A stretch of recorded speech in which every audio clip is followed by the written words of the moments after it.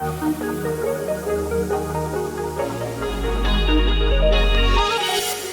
y'all, it's meteorologist Lopez. I'm joined by meteorologist Matthew Cappucci, and we're going to break down the latest on what tropical storm, soon to be Hurricane Ian, is doing here in the Caribbean. It's rapidly intensifying, but we're going to break down those details in just a couple of moments. Before we get to this full forecast, I want to remind you we have a very special interview lined up early next month with the National Weather Service Director, Ken Graham.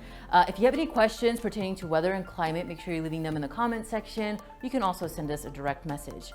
Now let's go to the MyRadar app and show you what's going on with soon-to-be Hurricane Ian. As you can see, it's rapidly intensifying this morning, and as it comes close to Cuba here, it's going to make a landfall. This is going to be its first landfall as a Category 3 storm.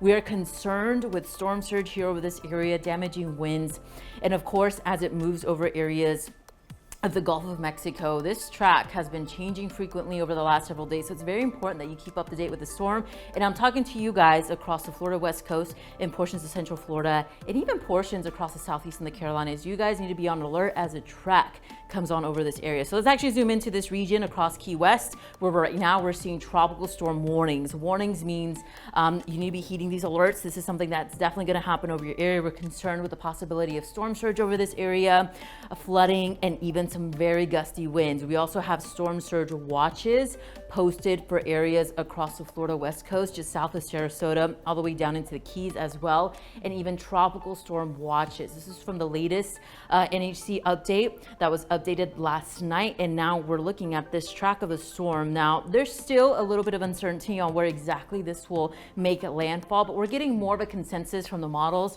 of where exactly this could track.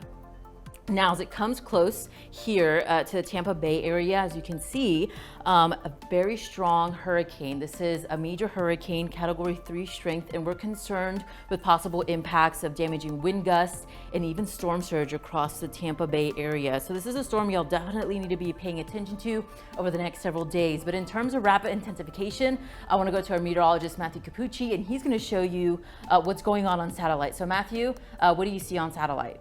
Erica, you're exactly right. We're seeing a rapid intensification ensue with Ian right now. You know, we watched this loop. This was 12 hours last night into early this morning, and here's what to know. You know, there's nothing really going on, then bam, one burst of heavy convection or shower and thunderstorm activity, and we take that surface vortex, that little pre-existing swirl near the ground. You can't even see it right here, and that gets stretched vertically into the upper levels of the atmosphere. Then suddenly the whole storm starts to organize around it, even an eye beginning to build over the course of like 3 hours from nothing to really manufacturing a hurricane, because we took that surface vortex, we stretched it, we have an axis of vorticity or spin. It's like the merry-go-round. Once you put that axis, that fulcrum, that anchor point, everything else can start swirling around it. That's what's happening right here. So we're in full-blown merry-go-round mode with this storm, and it's really taking shape quite quickly. There are the Cayman Islands right there. So again, this was last night into early this morning.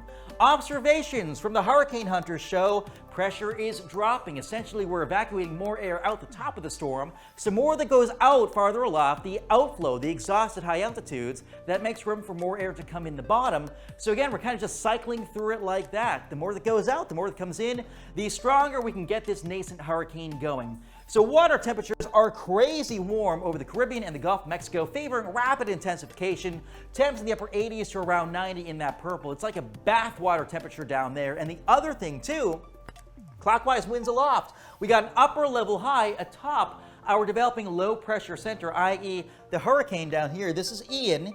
And the important thing with this is that because of that, you know, winds when it comes to a hurricane spiral in counterclockwise. They go up in the eye wall. All that air goes up, and then we kind of unwind clockwise. So the fact that this clockwise high pressure is teaming up with the unwinding air enhances outflow or storm exhaust even more, evacuating more air away from the center, allowing more air to go in the bottom.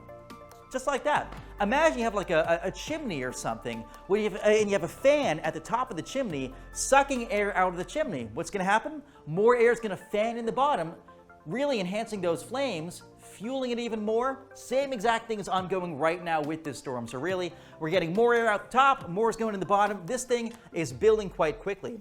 One thing to note, by the way, this is it's tough to spot, but this is a very high resolution model.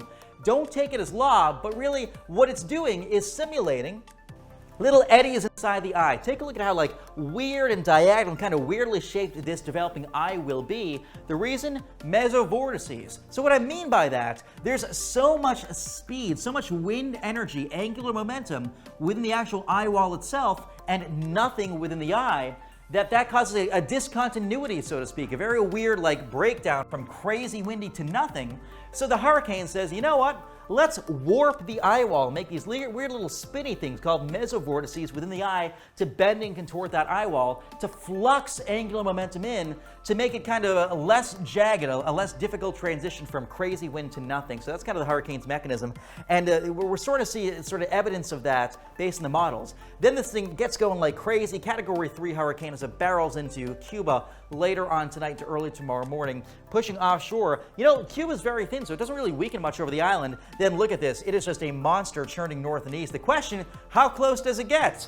Well, the models are pushing further eastwards. Now a few are getting really ominously close to Tampa as likely high-end Cat 2 to a borderline Cat 3 hurricane. Some are still farther offshore, some are closer to the Big Bend of Florida near the Panhandle, eventually the I-10 corridor, but they're all pushing east with time too, so the trend is certainly not our friend. So here was the outlook from the National Hurricane Center. You can see Category 3 just off the coastline of Tampa Bay. Remember, there's wiggle room. If this goes farther west, lesser impact, farther east, greater impact. And keep in mind, hurricanes spin counterclockwise, so we'll be piling water against the coastline, causing a storm surge of several feet in vulnerable areas of the Florida Gulf coastline, in addition to strong to damaging winds, lesser winds farther north, mainly near the center of where the storm ends up tracking. Of course, the storm will be weakening as it moves inland. Plenty of rainfall too, and perhaps a couple of tropical tornadoes over the Florida peninsula as well.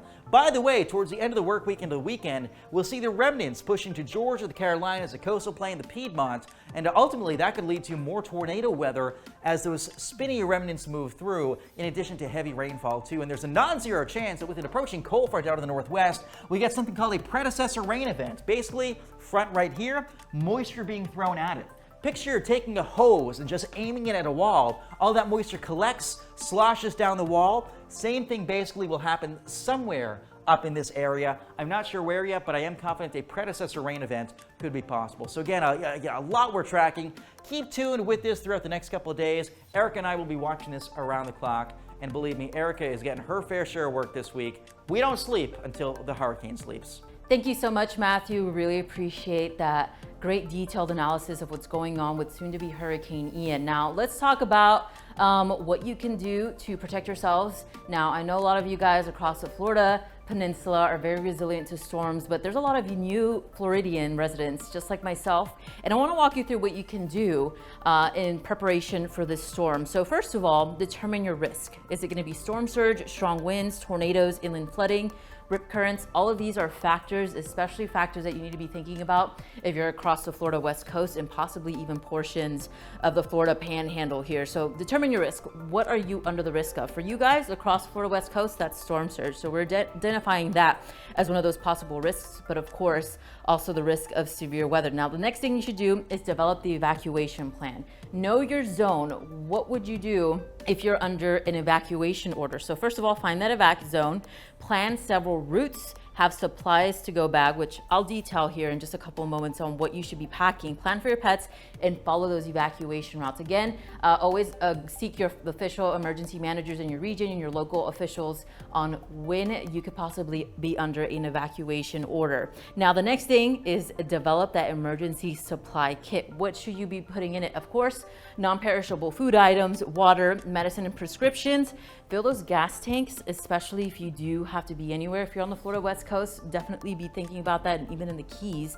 Cash on hand, batteries, chargers, and radios. All of this will help you navigate the storm, especially over the next coming days. You still have plenty of time before this makes landfall, and it's expected to make landfall anywhere between Thursday and Friday. But of course, the team here at MyRadar, we're gonna keep you updated all morning and all evening long, so make sure you're following us all across the social media platforms, and I'll see you back here later this afternoon and into the rest of the week.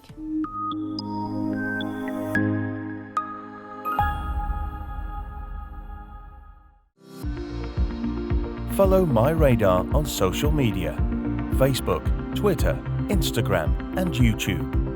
Download MyRadar on iOS, Android, Amazon Alexa, Xbox, and Windows.